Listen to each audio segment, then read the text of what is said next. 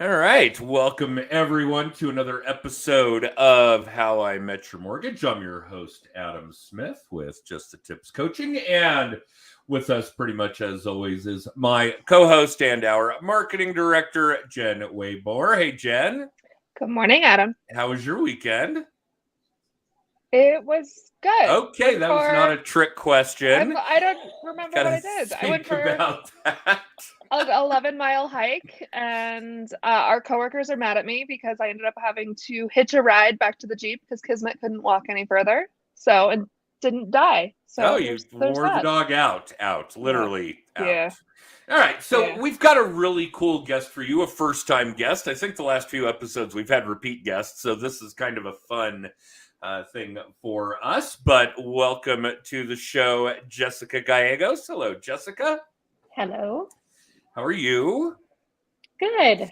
I saw you post about the podcast on your socials. I think Facebook is where I caught it, and you had kind of the I'm nervous face following that. Are we nervous? A little bit, yeah. All right. Well, don't be. There's no reason to be. I don't think we're going to uncover anything embarrassing, although we will probably try. Okay. All right. So, Jessica, when we have a first-time guest, we usually want to do a little bit of our getting to know you. Why are you doing what you're doing? What is it that you're doing? How did you get started with what you're doing? And we've obviously got a handful of other things that we've talked about before going live, and a few other things that I've kind of been digging around about that I wanted to ask you as well. So tell us who you are, what you do, how you got into it. Give us the background. Give us the lowdown on how Jessica became where Jessica is today. Sure. Yeah. I'm from Northern Colorado originally. I grew up in Loveland and I went to CSU. I was actually a 911 dispatcher for almost 10 years. Yeah, that I knew and wanted to poke you, pick your brain Yeah. about. So I did that for a long time and it was very stressful, straining. I loved it, but it was just a lot.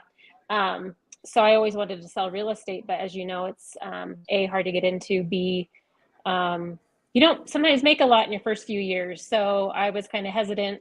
So as soon as my husband was able to get on with a major airline, he's a pilot, I was able to kind of take a step and go full-time into real estate. So, and that's where I've been ever since. And how long ago was that? I got my license in 2018. Okay, so not too long. And we already discussed the fact that you've been with two companies in that time frame. The one that you started with, and right now, fairly new to you, weeks, I think you said, is Coldwell Banker. Uh-huh. All right.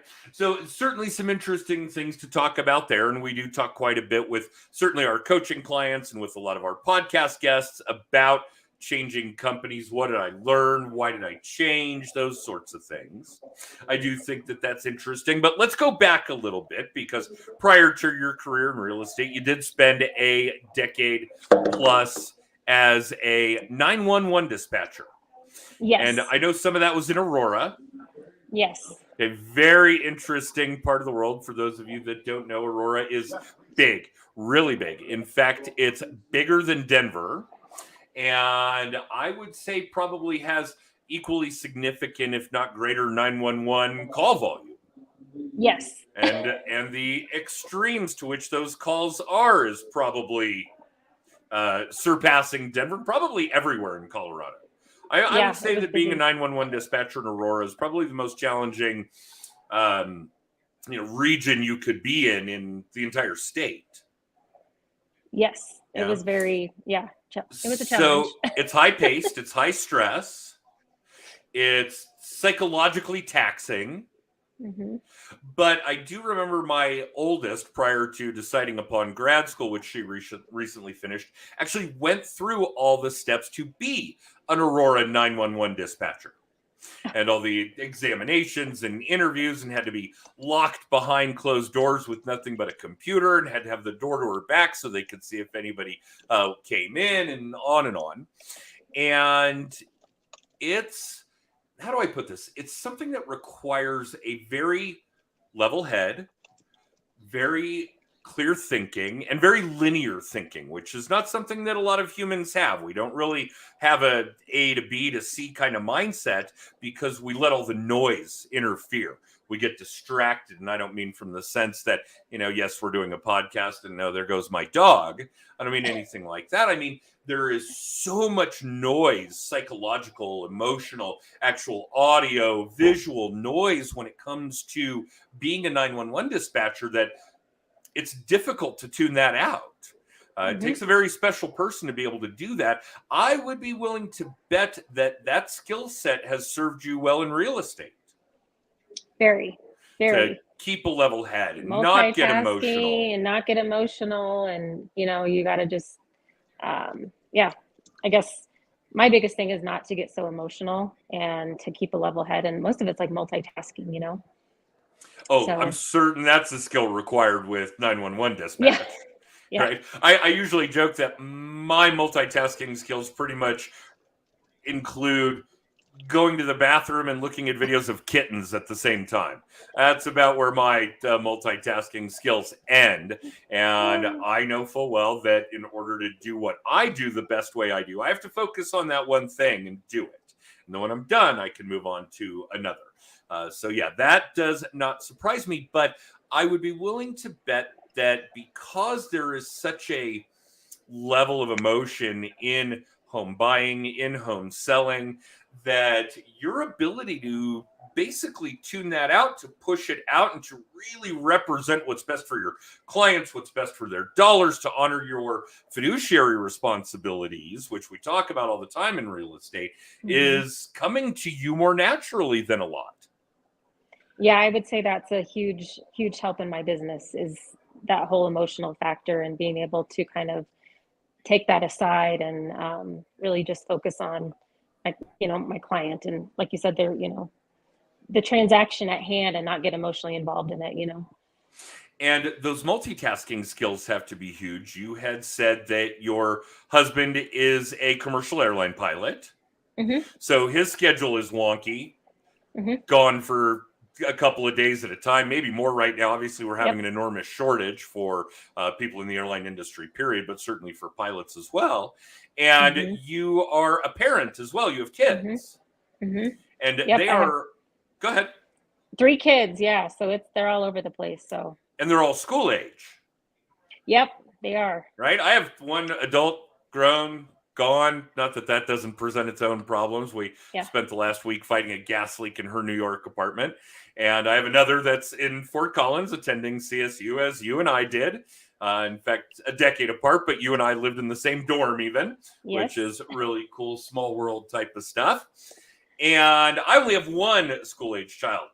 So and he goes to school where my wife, his mom, works. So there's a lot of that management being taken on as well. So there are plenty of times when you're basically living as a single parent to 3 school-age children while managing your real estate business. And you're in Vail right now, Vail, Colorado, for those of you that are listening or watching that aren't familiar with our immediate area. Here we are having all this chatter about Monument and Fort Collins and Loveland and Vail, which are all, within 100 miles of each other, but our audience may not necessarily know. And you've got some serious multitasking going on just in your regular life, not including what goes on in your business. Right. Yeah, it's a constant. I have several calendars, and I will say my husband's a huge help when he's home. And then my oldest, he can drive, which is a huge help. So that's been really great. But yeah, I feel like that constant multitasking and running, though, keeps me busy and keeps my business busy, running to schools, and it just keeps my energy high. And I meet a lot of people at schools and when I volunteer, and I do a whole bunch of different stuff. So I feel like it's actually an asset to my business and to me personally. So. Oh, sure. It keeps you involved in the community. Yep. And I feel like meeting new people. Yeah. And when I run around, I just get on this, when I start going, I just go. And then it helps me in my business because I just keep going. And there'll be plenty of time to sleep when you're dead. Yeah, that's exactly. Yep. Perfect. Okay. So let's talk about your more recent trials and tribulations. You've changed companies. Yes. From I switched 8Z to Coldwell Banker. Yes. Okay. Yep. And that's a big decision. How did you come to it? I started at 8Z. I have a lot of people and family I know in the business, and they really did well at 8Z. And I did as well when I first started. They had a great kind of lead gen program, because we all know when you first start, your sphere is it's slow. You got to build it. A lot of your sphere doesn't trust you yet, and it's difficult. So they provided me with some leads, which was awesome. And my first couple sales came from leads and open houses, until I could kind of get my sphere. And then I started doing a more higher price point. My price point just kept getting higher and higher, and I felt like I needed somewhere to maybe grow that a little bit. And it's something that I think 8Z does phenomenal with, maybe down in the Denver area, just not maybe so much northern Colorado. But I switched over to Coldwell Banker. 8Z is still a phenomenal company. They're great. They do a lot of training, but I feel like I just wanted to, I guess, step up into the more global luxury marketing market that I'm trying to kind of grow my business in. Well, just because we're obviously really big on authenticity, transparency, it's apparent to you and certainly to most of our audience, but for those of you that don't know, Jen and I spend a lot of time researching real estate agents, who they are, what kind of production they do, so on and so forth. In fact, we have certain standards for guests on our podcast. For those of you that have been on the show, you probably know this. If you're new to our podcast, that may very well be news to you. And I would agree with you, Jessica. We look at a lot of 8Z agents in Denver, and they do a lot of good work. There's a lot of good business. There are a lot of really high producing agents at 8Z, especially considering what a small operation it is, particularly when we're comparing it to something the size of Coldwell Banker, right? Okay. So I do understand the change from a local perspective, but I do want to hear your take on this slow increase into a higher price point, probably more into a luxury market, although based on what real estate values have done, where we're going, housing shortage, decades to fix that problem if we ever do, etc. Every property may be a luxury property someday, right? At least by what how we define that standard now. And what do you attribute to that? I don't necessarily want to say improvement, but increase in productivity in your business. Obviously, if we're hitting a higher price point, we're doing better business at the same amount of units, at the same volume of work, those kinds of things. Is it the real estate market? Because obviously real estate values all up and down the Front Range of Colorado. For those of you that don't know, that's those of us nestled up against the Rockies on the east side, we refer to as the Front Range. And it probably includes Santa Fe to Cheyenne, for that matter. So is it the real estate values? Is it you putting forth some kind of special effort? Are you fine-tuning your database? Is it because of the people that you're adding to your database, to your audience? What do you think has caused your improvement in your price point? I think some of it is the market in itself. The last 2 years we've seen just the appreciation go crazy in northern Colorado, all over the Front Range. So I think that was an attributing factor to that. But I will say too that my sphere being, from Loveland, I know a lot of people, and I think that in itself has been huge for me. And I think just knowing people in those higher price points is what kind of got me started. And I think once you get a few listings on those higher price points, and the neighbors start talking, and of course you do the marketing after you sell, then your name goes out, and then it kind of keeps trickling down. But going to Coldwell Banker, I am actually doing a little bit rebranding myself. So I have some ideas about how to kind of capture the more high-end market as well. So I'm kind of excited to see where that goes. Oh, very cool. And how does that look differently? Because again, just for our audience, we all know that Jessica's doing good business. She is an authority in this particular arena. She would not be on our program if she weren't doing a decent amount of work in a very short time, right? You told us you got your license originally in 18. It's 22, people. This is a really short time to have built up a successful real estate business. Trust me. So is it you shifting your marketing? Is it you shifting your lead gen? What kinds of activities do you do in that space? Well, I tell you, a lot of it is client referrals, testimonials. I work really hard to get all of those. That is my main source. I mean, that word of mouth. I mean, I got 3 phone calls last week, just word of mouth. Repeat clients, past clients, giving my name out. My thing is like, I never want to do less than 5 stars, right? And then your name just keeps going out. I think always asking for those testimonials, and then.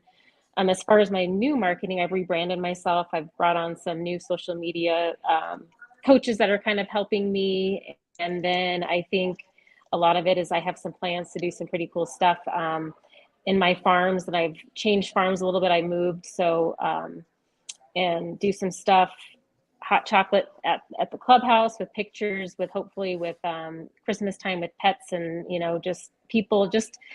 I host every quarter. I do a cooking class at the Bottled Olive in Loveland and Windsor. There's 2 different locations. I bring back all my clients. I invite 17 per quarter, and we cook and we drink wine, and they bring friends. So it's just staying. Sometimes it's hard to be in your business and work in your business and be on your business. It's hard, but you gotta, when you have a lot of transactions going, you always have to think, how am I working on my business at the same time? So that's just got to be part of your life. Yep. I think the people that we find that are most successful actually have enveloped their work life as part of their personal life. So there are a handful of things in here that are probably really striking chords with me, and certainly with Jen, like photos with pets. Jen, didn't you just do a photo shoot? I did. Were your pets in it? My dogs were. 2 dogs, 3 cats? Yep. At Jen's house? Yep. Same as in my house. Okay, Jen, you kind of, think of yourself as a budding chef, as it were. In fact, we had a really solid run there with about 3,000 different risotto experiments. It's true. If memory serves. So cooking, drinking wine. Oh, wait, Jen's a sommelier on top of all of this. She's actually been certified as a sommelier. You wouldn't believe how worldly Jen is for her young age. It's just mind-boggling. So let's see, wine, cooking, pets. Sounds like a horrible way to live your business life. But I do want to go back for a minute, because I do think you hit on something without even really thinking about it, just because it's second nature to all of us, but maybe not to everybody, is that there's no better way to operate your business. And I don't care if you're in real estate, mortgages, financial planning, insurance. If you're selling a large ticket item direct to the consumer, there's nothing better than having a strict repeat and referral business. That's the long-term goal for everybody. It should be anyway.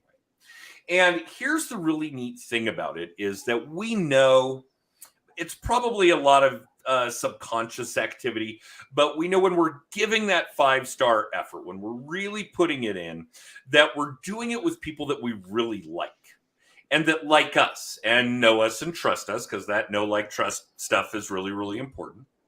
So odds are really good that if they're referring people, it's people they like, that you're going to like you, and that have that negligible, worst case negligible, volume of trust already because of how they came across your path. And not only does it make it that much more enjoyable to work with people that already have a degree of trust, that already like you, that you are going to like, but they also trust your process. There's none of that bullshit why questioning where I need you to get me this document. They just say, okay. There's none of that why. And humans are funky that way. We're the only species that ask why, right? I tell the dog to come. I tell the dog to sit. The dog doesn't say, why? Why am I sitting? No. But humans, in the mortgage space, it's obviously really, really prevalent. I need all pages of your bank statement, including that one that says this page intentionally left blank. Why? Well, if our clients, and because we have a strict repeat and referral business, they know, like, and trust us, they don't ask why. They just say, okay, which now makes it easier on them, easier on us, easier on my team. We get transactions that are more fun, that are smoother to do. Everything's done on time, so on and so forth, because I don't think we would deny, any of us in either space, that one of the greatest follies that we all overcome in real estate and mortgage transactions, and this is probably true in high-end car sales and insurance and financial planning, etc., is the client. Typically they're the ones dragging their feet, creating problems, whatever the case may be. And by having a strict repeat and referral business, we eliminate a ton of that. By working with people that already have a degree of know, like, and trust, we eliminate some of that. And of course, having the level-headedness and the multitasking skills that come along with being a 911 dispatcher probably eliminate a lot of that as well. So it sounds like in a very short time, you've built a business that's repeat and referral, that you love doing, where you're working with people that you like, that have a degree of know, like, and trust with you. You must be killing it. You must be loving where you're at right now. I do love where I'm at. And I feel like all my clients right now are, I mean, I can honestly say they're mostly friends, referrals, repeat clients. I mean, and they're all, like you said, they know how my process, they know how I work. They know that Jess will answer my phone if it's 8 o'clock at night. Sometimes I don't. I mean, I really work hard for my clients, and they know that they can trust that I do that for them. And they never, you know, like I say, I'm like, text me whenever if you have an issue, or, you know, I don't ever have set hours in my business, which a lot of people, when I started, was like, you need to set hours, you need to, you know, and I understand that I have kids, but sometimes I feel like that's helped me in my business, where I can answer text at 8:30, 9 o'clock at night. Now, if it's midnight, I'm asleep, but they know that I'll answer it first thing in the morning. So. Agreed. What I may be alone in this particular community, but when I go to bed, I turn the phone off. Yeah, and I put it on. it's the first thing I grab when I wake up, of course. Me too. But other than that, and we were talking about it yesterday, because I got up really early yesterday. Sunday mornings are kind of sacred to me because I'm a big Formula One fan.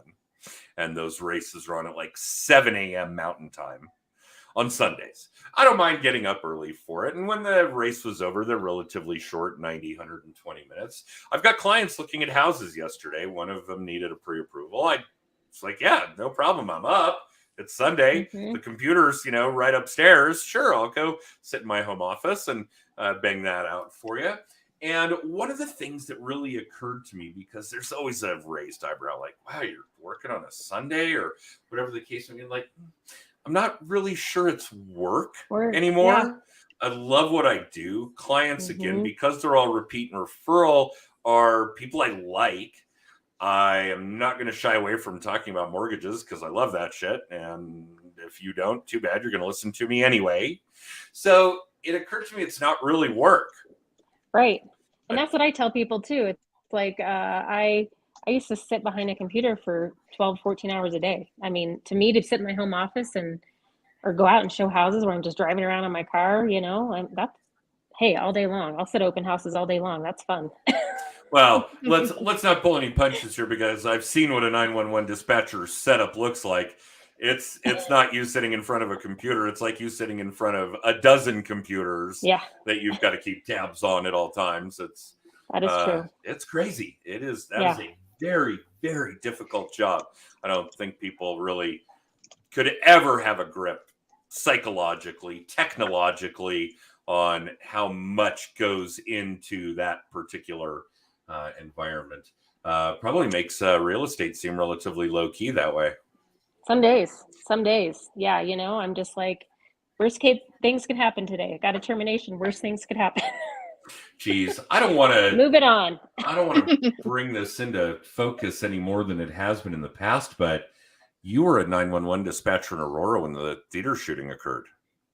I quit just before then, and I moved companies to a place called Entrado, which is kind of switched. But anyway, I answered 911 phone calls for all over the country, including Canada and Puerto Rico.